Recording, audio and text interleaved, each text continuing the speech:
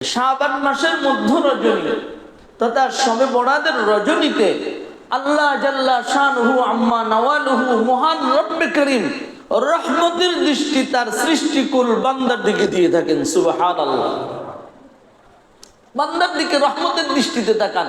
তার মানে হলো আল্লাহ তাবারক ওয়া তাআলা বান্দাকে ক্ষমা করবার জন্য আরশ আজিম থেকে রহমতের দরজা খুলে দিয়া বসে বসে বান্দাকে ডাকতে থাকে, বান্দা আমি তোমাকে মাফ করার জন্য আসছি আর তুমি মাফ চাইবা, এই কারণে বিশেষ ফজিলত হিসাবে আমি তোমাকে লাইলাতুন নিসফি মিন শাবান শবে বরাত দিলাম।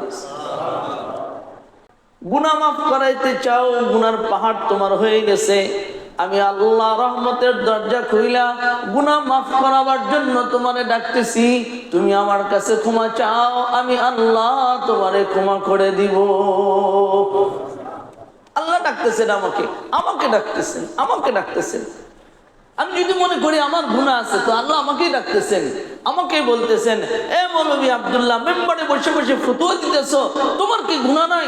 আমি তো তোমাকে মাফ করার জন্যই ডাকতেছি, দাঁড়াও না আমার কাছে, তুমি দাঁড়াও, তোমার নবী যেভাবে দাঁড়াইছে ওইভাবে তুমি দাঁড়াও, তোমার নবী যেভাবে নামাজ পড়েছে ওইভাবে তুমি দাঁড়াও, তোমার নবীর সুন্নাত অনুযায়ী তুমি দাঁড়াবা, তো আমি আল্লাহ তোমাকে এই রাত্রেই মাফ করে দিব। সর্বোপরি কথা হলো এই রাতটা হলো ক্ষমা পাওয়ার রাত্রি। কি পাওয়ার রাত্রি? এই কারণেই ফার্সি ভাষাভাষীরা এই রাত্রের নাম রাখছে শবে বরাত। তার মানে হলো মুক্তির রজনী। মুক্তি দিবেন আল্লাহ কিসের থেকে? যে জাহান্নাম থেকে মুক্তি চায় তাকে জাহান্নাম থেকে মুক্তি দিবে, যে রোগ থেকে মুক্তি চায় আল্লাহ এই রোগ থেকে মুক্তি দিবে। আমি তো মনে করি এবং আমি এটা বিশ্বাস করি এবং আমি এটা দেখেছি আমার এই জিন্দেগিতে, লাইলাতুন নিসফি মিন শাবানে আমল করে আল্লাহর কাছে দোয়া করে বাইতুল্লাহর সফর সে কবুল করাইছে, দোয়া করছে, মসজিদে হসা সেন্সলেস হয়ে গেছে, পরের বছর আল্লাহ তাবারক ওয়া তাআলা তাকে শবে বরাত করাইছে বাইতুল্লাহ। আমার চোখের সামনে দেখা ঘটনা। সম্মানিত হাজিরিন, শাবান মাসের 14তম দিন আজকে চলছে। সন্ধ্যা নাগাদ শুরু হয়ে যাবে লাইলাতুন নিসফি মিন শাবান তথা শাবান মাসের মধ্য রজনী। গুরুত্বপূর্ণ, বরকতপূর্ণ, ফজিলতপূর্ণ একটি রজনী আল্লাহ তাবারক ওয়া তাআলা উম্মতে মুহাম্মাদীকে দান করেছে।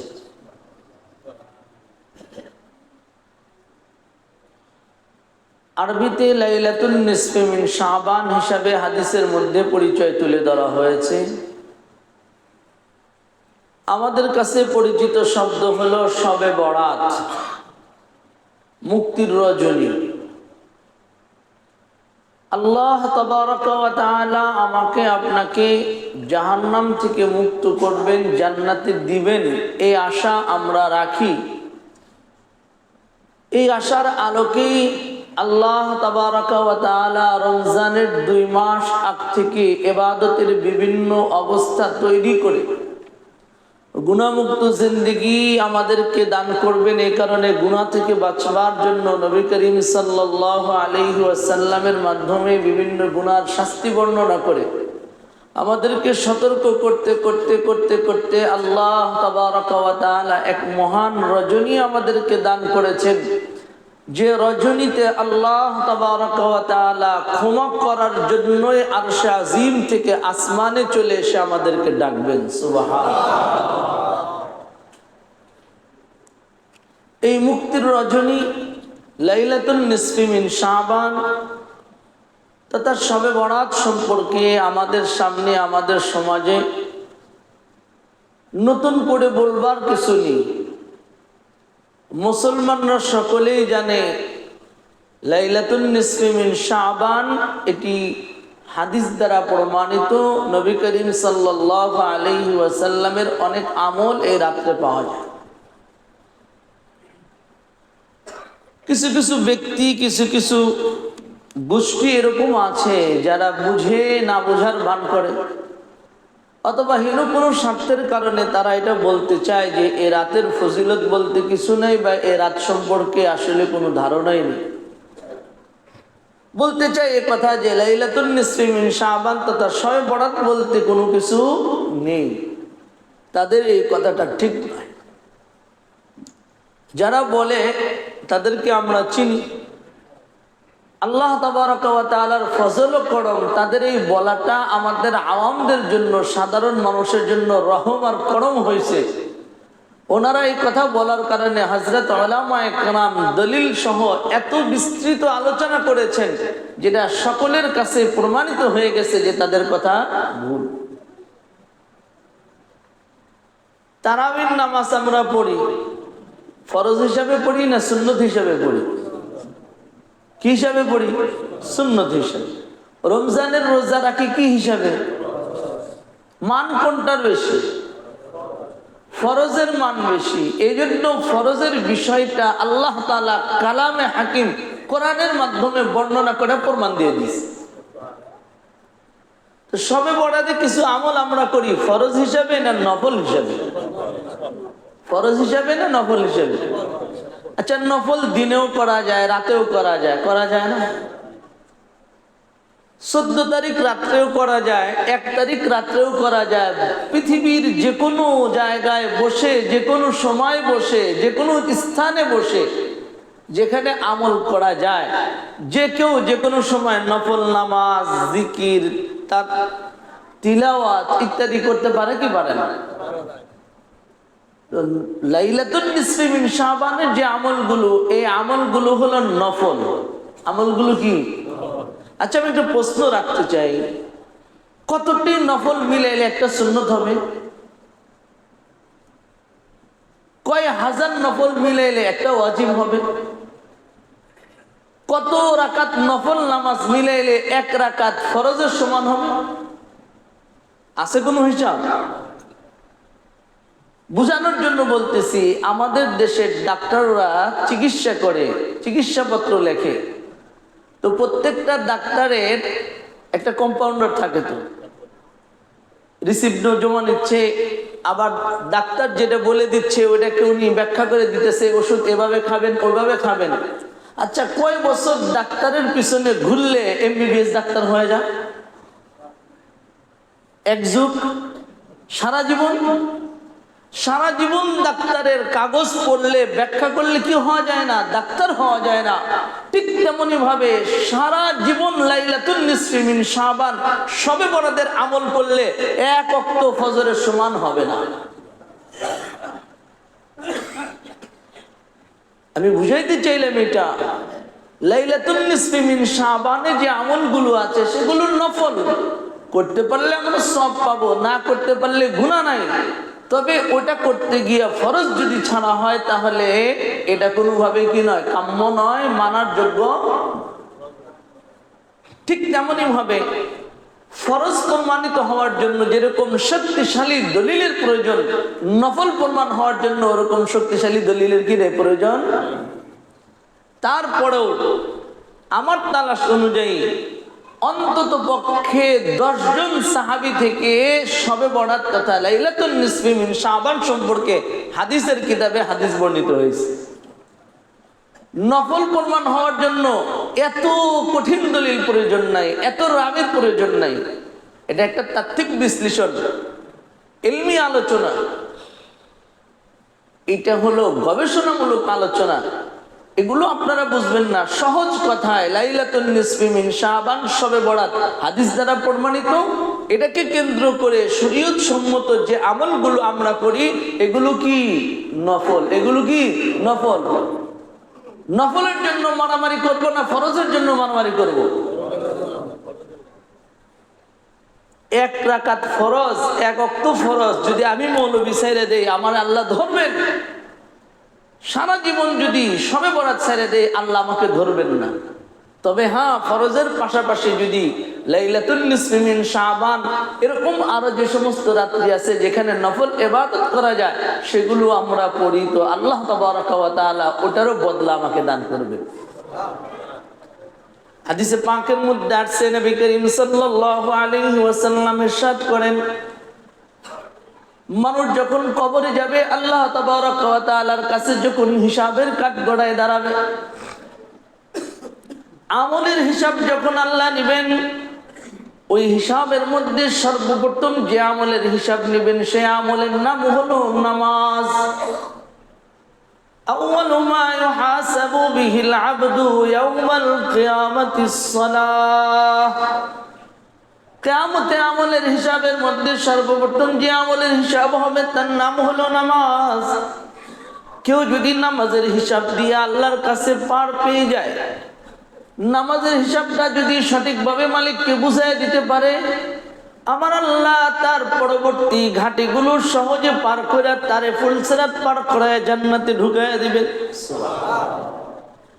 আর কেউ যদি নামাজের হিসাব দিয়ে মালিকের কাছ থেকে ছুটকারা না পায়, নামাজের হিসাব দিয়ে আটকায় যায়, পরবর্তী কোনো ঘাটি সে সহজে পার হতে পারবে না। এরকম হাদিসের মধ্যে বলা হয়েছে, বান্দা যখন নামাজের হিসাব দিতে গিয়ে আটকায় যাবে, ফরজ যখন তার কমপ্লিট হবে না, আল্লাহ বলবে উনজুরু, একটু খোঁজ করো, তালাশ করো, আমার বান্দার আমল নামার মধ্যে কোনো নফল নামাজ আছে কিনা। সুবহানাল্লাহ। কই দেখো কোনো নফল আছে কিনা, খোঁজ করে বের করবে, হ্যাঁ বান্দার আমলের মধ্যে নফল আছে।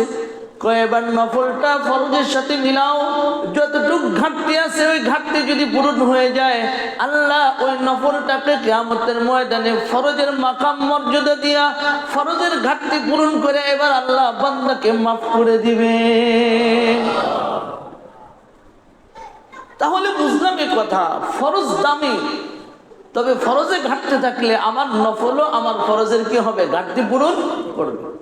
এই জন্য লাইলাতুল নিসফি মিন শাবানের ফজিলতপূর্ণ এই রাতে আমরা যে ইবাদতগুলো করব, এইটা সুন্নত তরিকায় যদি করি, তাহলে হাসরের ময়দানে আমার ফরজে ঘাটতি হলে এই নফলগুলো আমার ফরজের ঘাটতি পূরণে কি হবে, সহায়ক হবে। এই রাতের ফজিলত সম্পর্কে সহিহ হাদিসে বিবরণ আছে। নবী করিম সাল্লাল্লাহু আলাইহি ওয়াসাল্লামের হাদিস মুআজ ইবনে জাবাল রাদিয়াল্লাহু তাআলা আনহু বর্ণনা করেন,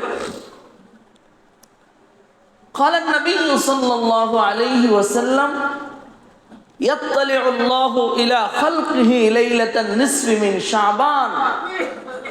শাবান মাসের মধ্য রজনী তথা শবে বরাতের রজনীতে আল্লাহ জাল্লা শানুহু আম্মা নওয়ালুহু মহান রব্বে করিম রহমতের দৃষ্টি তার সৃষ্টিকুল বান্দার দিকে দিয়ে থাকেন। সুবহানাল্লাহ। বান্দার দিকে রহমতের দৃষ্টিতে তাকান, তার মানে হলো আল্লাহ তাবারক ওয়া তাআলা বান্দাকে ক্ষমা করবার জন্য আরশ আজিম থেকে রহমতের দরজা খুলে দিয়া বসে বসে বান্দাকে ডাকতে থাকে, বান্দা আমি তোমাকে মাফ করার জন্য আসছি, আর তুমি মাফ চাইবা, এই কারণে বিশেষ ফজিলত হিসেবে আমি তোমাকে লাইলাতুল নিসফি মিন শাবান শবে বরাত দিলাম। এই কথাটাও আমার না, এটাও হাদিসের কথা। হাদিসে পাকের মধ্যে নবী করিম সাল্লাল্লাহু আলাইহি ওয়াসাল্লাম বলছেন, আল্লাহ তাবারক ওয়া তাআলা এই লাইলাতুল নিসফি মিন শাবানে মধ্য রজনীতে যখন চলে আসেন, আয়েশা কোন ঘোষণাকারী ফেরেশতাকে দিয়ে ঘোষণা করায়, ফেরেশতা বলে আলা মিন মুস্তাগফিরিন ফাগফিরা, আলা মিন মুস্তাগফিরিন ফাগফিরা। গুনাহ মাফ করাইতে চাও, গুনার পাহাড় তোমার হয়ে গেছে, আমি আল্লাহ রহমতের দরজা খুইলা গুনাহ মাফ করাবার জন্য তোমারে ডাকতেছি, তুমি আমার কাছে ক্ষমা চাও, আমি আল্লাহ তোমারে ক্ষমা করে দিব। আল্লাহ ডাকতেছেন আমাকে, আমাকে ডাকতেছেন, আমাকে ডাকতেছেন। আমি যদি মনে করি আমার গুনাহ আছে, তো আল্লাহ আমাকেই ডাকতেছেন, আমাকেই বলতেছেন, এ মৌলভী আব্দুল্লাহ মেম্বারে বসে বসে ফতোয়া দিতেছো, তোমার কি গুনাহ নাই? আমি তো তোমাকে মাফ করার জন্যই ডাকতেছি, দাঁড়াও না আমার কাছে, তুমি দাঁড়াও, তুমি দাঁড়াও, তোমার নবী যেভাবে দাঁড়াইছে ওইভাবে তুমি দাঁড়াও, তোমার নবী যেভাবে নামাজ পড়েছে ওইভাবে তুমি দাঁড়াও, তোমার নবীর সুন্নত অনুযায়ী তুমি দাঁড়াবা, তো আমি আল্লাহ তোমাকে এই রাত্রেই মাফ করে দিব। কিন্তু কপাল পোড়া কিসমত খারাপও কিছু মানুষ আছে, আল্লাহ রহমতের দৃষ্টিতে তাকান, তাকায়া তার সকল বান্দাদেরকে মাফ করেন ঢালাও ভাবে, ইল্লা মুশরিকুন আও মুশাহিদ। তবে এই রজনীতে, এই রাতগুলোতেও আল্লাহ তাবারক ওয়া তাআলা কিছু গুনাহগার আছে, যাদেরকে ওই গুনাহ থেকে তওবা না করলে, গুনাহ না ছাড়লে আল্লাহ তাআলা এই রাত্রেও তাদেরকে মাফ করেন না। এই হাদিসে দুজনের কথা বলা হয়েছে, একজন হলো মুশরিক, আর একজন হলো মুশাহিন, হিংসুক, বিদ্বেষ ভাবাপূর্ণ যার অবস্থা, তাকেও আল্লাহ মাফ করবেন না। আমি রাত্রিবেলায় 2-4 কথা বলবো, তখন এই গুনাহগুলো নিয়ে হাদিসের কিছু রেফারেন্স, কিছু ইবারত আপনাদেরকে শোনাবো। এখন ফজিলত শোনাই। আর এক হাদিসের মধ্যে নবী করিম সাল্লাল্লাহু আলাইহি ওয়াসাল্লাম বলেন, হাদিহি লাইলাতুন নিসফি মিন শাবান, ইন্নাল্লাহা আযজা ওয়া জাল্লা ইয়াত্তালিউ আলা ইবাদিহি ফি লাইলাতিন নিসফি মিন শাবান ফায়াগফিরু লিল মুস্তাগফিরিন ওয়া ইয়ারহামুল মুস্তারহামিন ওয়া ইউআজ্জিলু আহলাল হাকদি কামা হুম। আল্লাহ তাবারাকা ওয়া তাআলা এই রাত্রিতে বান্দাদের দিকে রহমতের দৃষ্টিতে তাকান, যে তার কাছে ক্ষমা চায় তাকে আল্লাহ মাফ করে দেন। ফায়াস্তাগফিরু আহলুল মুস্তাগফিরিন, যে ক্ষমা চায় তাকে মাফ করেন, যে ক্ষমা চায় তাকে মাফ করেন। এ কথা বলে নাই মৌলবীরে মাফ করবে, এ কথা বলে নাই হাদিসকে মাফ করবে, এ কথা বলে নাই ধনীকে মাফ করবে, এ কথা বলে নাই গুণীকে মাফ করবে, এ কথা বলে নাই শুধু রিস্কাওয়ালাকে মাফ করবে। না, আমার আল্লাহ সকল ক্ষমা প্রার্থীকে মাফ করে দিবেন। সুবহানাল্লাহ। আর যারা তার রহমত কামনা করে, দয়া কামনা করে, আল্লাহ বলেন আমি তাদের উপরে দয়া আর রহমতের দরিয়া ঢেলে দেই। যত রহমত দরকার আমি আল্লাহ তাদেরকে দেওয়ার জন্য প্রস্তুত। তবে ওই যে আহলুল হক, বিদ্বেষ ভাবাপন্ন, হিংসুক, এরা যারা আছে, এরা তাদের আপন অবস্থায় থাকে, আমি আল্লাহ তাদেরকে সেদিনও মাফ করি না, আমি আল্লাহ তাদেরকে সেদিনও মাফ করি না। এভাবে নবী করিম সাল্লাল্লাহু আলাইহি ওয়াসাল্লাম হাদিসের রেফারেন্স দিয়ে হাদিস বলে এই রাতের ফজিলত বর্ণনা করছেন। সর্বোপরি কথা হলো এই রাতটা হলো ক্ষমা পাওয়ার রাত। কি পাওয়ার রাত্রি? এই কারণেই ফার্সি ভাষাভাষীরা এই রাত্রের নাম রাখছে শবে বরাত, তার মানে হলো মুক্তির রজনী। মুক্তি দিবেন আল্লাহ কিসের থেকে? যে জাহান্নাম থেকে মুক্তি চায় তাকে জাহান্নাম থেকে মুক্তি দিবে, যে রোগ থেকে মুক্তি চায় আল্লাহ এই রোগ থেকে মুক্তি দিবে।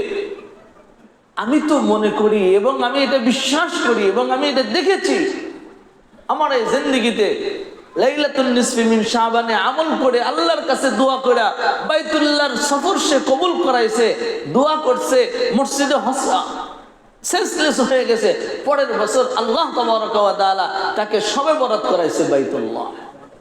আমার চোখের সামনে দেখা ঘটে।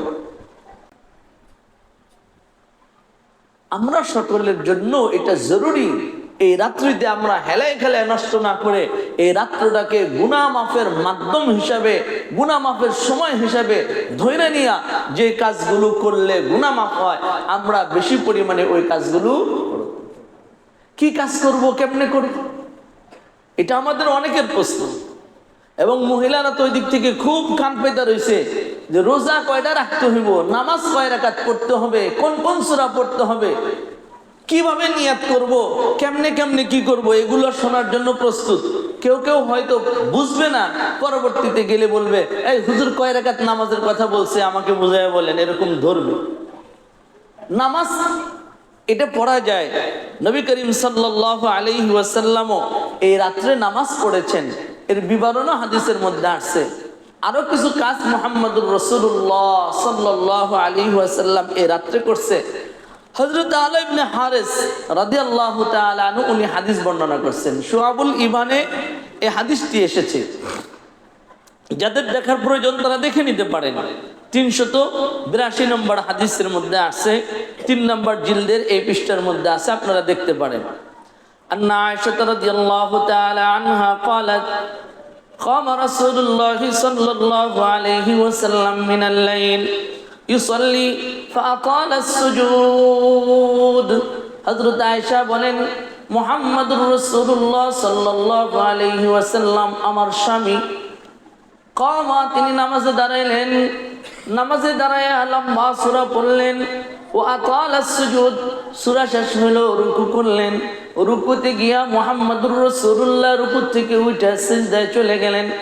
সিজদাটা ছিল অনেক লম্বা। ও আতালাস সুজুদ, মুহাম্মদুর রাসূলুল্লাহর নামাজের সিজদাটা ছিল অনেক লম্বা। হাত্তা জানান্তু আন্নাহু ক্বাদ কুবিযা, এত লম্বা সিজদা ছিল আমি আয়েশা মনে করতেছিলাম আমার নবী, আমার স্বামী মুহাম্মদুর রাসূলুল্লাহ বুঝি সিজদার মধ্যেই মালিকের কাছে চলে গেছে। ও আতালাস সুজুদ, এত লম্বা সিজদা, আমার সন্দেহ হলো মনে হয় নবী মারা গেছেন। ফালাম্মা রাআইতু যালিকা, قمت حتى حركت إبهامه فحركت فرجعت فلما رفع رأسه من السجود وفرغ من صلاته قال عائشة মুহাম্মদুর রাসূলুল্লাহ সাল্লাল্লাহু আলাইহি ওয়াসাল্লাম লম্বা সিজদা করার কারণে যখন আমি মনে করতেছিলাম তিনি হয়তো মালিকের কাছে চলে গেছেন, আমি এবার বিছানা থেকে উঠলাম। ওইটা মুহাম্মদুর রাসূলুল্লাহ জীবিত না মৃত এটা পরীক্ষা করার জন্য সিজদারত অবস্থায় আমি নবীর পায়ের আঙ্গুল ধরে একটু লড়া দিলাম যে নবী জেতা না মৃত। আমি দেখলাম নবীর পাটা নড়তেছে, আমার ধরার কারণে নবীর পায়ের আঙ্গুলগুলো লড়ে উঠছে। আমি নিশ্চিত হইলাম আমার নবী মারা যায় না, এই নবী জীবিত আছে। নবী নামাজ শেষ করলেন, নামাজ শেষ করে সালাম ফিরে আমাকে বলতেছেন, ইয়া আয়েশা আও ইয়া হুমায়রা। হযরত আয়েশা খুব সুন্দর ছিলেন, এই কারণে নবী মাঝে মাঝে আয়েশাকে লালিমা বলে ডাকতেন, হুমায়রা হামরুন লাল বর্ণের, এই কারণে রাসূল মজা করে হুমায়রা বলতেন। হযরত আয়েশা বলেন, নবী আমাকে বললেন, ইয়া হুমায়রা আযনানতা আন্না নবী সাল্লাল্লাহু আলাইহি ওয়াসাল্লাম ক্বাদ খাসা বিকা। তুমি কি এই ধারণা করতেছো যে তোমার নবী মুহাম্মদুর রাসূলুল্লাহ তোমার হক নষ্ট করতেছে? রাত্রি বেলায় তোমার হক ছিল তোমার সাথে থাকা, আমি সেই হক ছাইরা নামাজে দাঁড়ায়া তোমার হক নষ্ট করতেছি, তুমি এরকম মনে করতেছো? নবী এত খেয়াল করছেন, আমাদের কি খেয়াল আছে? হক যার যারটা তাকে দেওয়া। فقلت لا والله يا رسول الله ولكني ظننت أنك قد قبضت بطول سجودك। হযরত আয়েশা বলেন, ইয়া রাসূলুল্লাহ, আমি এটা মনে করি না যে আপনি নামাজে দাঁড়ায়া আপনার রবের সাথে প্রেম কইরা আপনার রবের ভালোবাসা নিবেদন কইরা আপনি আমারে মাহরুম করতেছেন, জুলুম করতেছেন, এটা আমি মনে করি না। তবে এত লম্বা সিজদা করেছেন, এই লম্বা সিজদার কারণে আমি মনে করেছিলাম আপনি মারা গেছেন। হযরত নবী করিম সাল্লাল্লাহু আলাইহি ওয়াসাল্লাম বলেন, ক্বালা তাদরি আইয়ু লাইলাতিন হাযিহি। এ আয়েশা, তুমি কি জানো এটা কোন রাত্রি? কুলতু, আমি বললাম, আল্লাহু ওয়া রাসূলুহু আ'লাম, আমি জানি না, আল্লাহ এবং আল্লাহর রাসূলই ভালো জানে। ক্বালা হাযিহি লাইলাতুন নিসফি মিন শাবান ফায়াগফিরু লিল মুস্তাগফিরিন ওয়া ইয়ারহামুল মুস্তারহামিন ওয়া ইউআখিরু আহলাল হাকদি কামা হুম। নবী করিম সাল্লাল্লাহু আলাইহি ওয়াসাল্লাম আয়েশাকে বললেন, এটা হলো লাইলাতুন নিসফি মিন শাবান, শাবানের মধ্য রজনী। এই রাত্রিতে যে বান্দা আল্লাহর কাছে মাফ চাবে, আল্লাহ ওই বান্দাকে মাফ করে দিবেন। এই রাত্রিতে যে বান্দা আল্লাহর কাছে ক্ষমা চাবে তাকে ক্ষমা করে দিবেন। এই রাত্রি যে বান্দা আল্লাহর কাছে রহমত তালাশ করবে, আল্লাহ তাকে রহমতের দরিয়া খুলে দিবেন। কিন্তু যারা এই রাত্রেও হিংসা আর বিদ্বেষ নিয়ে শিরিক নিয়ে থাকবে, আল্লাহ তাদেরকে এই রাত্রেও ক্ষমা করবেন না। হযরত আয়েশার এই হাদিস দ্বারা বোঝা যায় নবী করিম সাল্লাল্লাহু আলাইহি ওয়াসাল্লাম নামাজ পড়ছেন। নামাজের যদি বিশেষ কোনো কায়দা থাকতো, বিশেষ কোনো সূরত থাকতো, তাহলে হযরত আয়েশা রাদিয়াল্লাহু তাআলা আনহু বলতেন যে নবী নামাজের মধ্যে এই সূরা পড়ছে। কারণ হযরত আয়েশার ঘরেই তো নবী কি করতেছেন? নামাজ পড়তেছেন, আয়েশা শুনতেছেন, দেখতেছেন। আয়েশা তো এই কথা বলে নাই যে নবী এই রাত্রিতে অমুক অমুক সূরা পড়ছে, নবী এই রাত্রিতে এত এত রাকাত পড়ছে, 100 রাকাত 200 রাকাত, এরকম বলেন নাই। হ্যাঁ, আয়েশা রাদিয়াল্লাহু তাআলা আনহা একটা জিনিস বর্ণনা করছে, সেটা হলো নবী করিম সাল্লাল্লাহু আলাইহি ওয়াসাল্লামের নামাজের কোয়ালিটিটা কেমন ছিল। কোয়ান্টিটি বর্ণনা করে নাই, কোয়ালিটি বর্ণনা করছে যে নামাজের ওজনটা কেমন ছিল। কয় মুহাম্মদুর রাসূলুল্লাহ সাল্লাল্লাহু আলাইহি ওয়াসাল্লাম এই রাত্রিতে এত লম্বা সিজদা করছেন যে ওই সিজদা এত লম্বা ছিল, আমি মনে করছি যে মুহাম্মদুর রাসূলুল্লাহ সাল্লাল্লাহু আলাইহি ওয়াসাল্লাম মারা গেছে। সুতরাং এটা বোঝা যায় আয়েশার হাদিস দ্বারা আমার আপনার 2 রাকাত নামাজটা যেন এত কোয়ালিটিফুল হয় যে আমি মনে করি, আমার দিল এটা সায়দা যে আমার এই সিজদাটা আমার মালিকের কদমের মধ্যে পড়ে গেছে। এই জন্যই তো আল্লাহর নবী হাদিসে বলছেন, তুমি যখন নামাজে দাঁড়াইবা, কোনো ইবাদত করবা, এ কথা মনে করো যে তুমি তোমার মালিককে দেখতেছো। তুমি যে নামাজে দাঁড়াও নাই, তুমি তোমার মালিকের সামনে দাঁড়াইছো, যে তোমারে পালে, যে তোমারে খাওয়ায়, যে তোমার হায়াতের মালিক, যে তোমার মৃত্যুর মালিক। যে চাইলে মুহূর্তের মধ্যে তোমাকে একসাথে তোমাদের সকলকে জমিনের নিচে ধসায় দিতে পারেন, যে চাইলে আসমানটা তোমাদের উপরে ফালায় দিতে পারেন, ওই মালিকের সামনে তুমি দাঁড়াইছো। যে চাইলে মুহূর্তের মধ্যে তোমাকে বাদশাহ বানায় দিতে পারেন, যে চাইলে তোমাকে ধনীও বানায় দিতে পারেন, যে পাইলে মুহূর্তের মধ্যে চাইলে মুহূর্তের মধ্যে তোমাকে জাহান্নামীদের খাতার থেকে নাম কাইটা জান্নাতি বানায় দিতে পারেন। যদি এতটুকু অবস্থাও তোমার না হয়, তাহলে তুমি এটা খুব বেশি পরিমাণে ইয়াকিন করো, তুমি না দেখলেও তোমার মালিক তোমাকে দেখতেছে। আল্লাহকে আমাকে দেখে না? আল্লাহকে দেখেন না? খালি দেখেন তাই না, আমার অন্তরে যে বিষয়টি আছে এটাও আল্লাহ তাআলা জানেন। ইয়ালামু খাইনাতাল আয়ুন ওয়া মা তুখফিস সুদূর। কয় বান্দা, চোখের এই ইশারা কোনা দিয়ে তুমি যা করো, ইয়ালামু, আমি আল্লাহ ওটা দেখি, ওটা জানি, না দেখলে উনি বুঝেন। এজন্য নামাজে দাঁড়ায় হোক, রাস্তায় হাইটা হোক, চইলা হোক, যে কোনো সময় এই যে চোখ ঘুরাই আমরা কোনো গুনাহের কাজ করলি, দেখেন কে? হাদিসের কিতাবে পাওয়া যায়, হাদিসের আলোকে বড়রা বলেন এটা, সাগরের অতল গহ্বরে কালো পাথরের উপরে যদি কালো পিঁপড়াও হাঁটে, ওটাও আমার আল্লাহ দেখেন। কোনো অনুবীক্ষণ যন্ত্র লাগে না, আল্লাহ সব দেখেন, সব জানেন, সব বোঝেন। এই জন্য যখন দাঁড়াবো তখন মনে করবো এটা আমি আমার মালিকের সামনে দাঁড়াইছি, মালিক আমাকে দেখতেছে। আমার মালিক যদি আমার দিকে তাকায়া থাকে, আমার মালিক যে যার ফ্যাক্টরিতে আমি চাকরি করি, আমার কাজের সময় সে যদি আমার দিকে তাকায় থাকে, তো আমার কাজটা কেমন হয়? আমি খুব সাবধানে কাজ করি যাতে ভুল না হয়, যাতে কোনো ঝামেলা না হয়। আমার দাঁড়ানোটা এরকম হয় যাতে উনি দেখলে খুশি হয়ে যায়।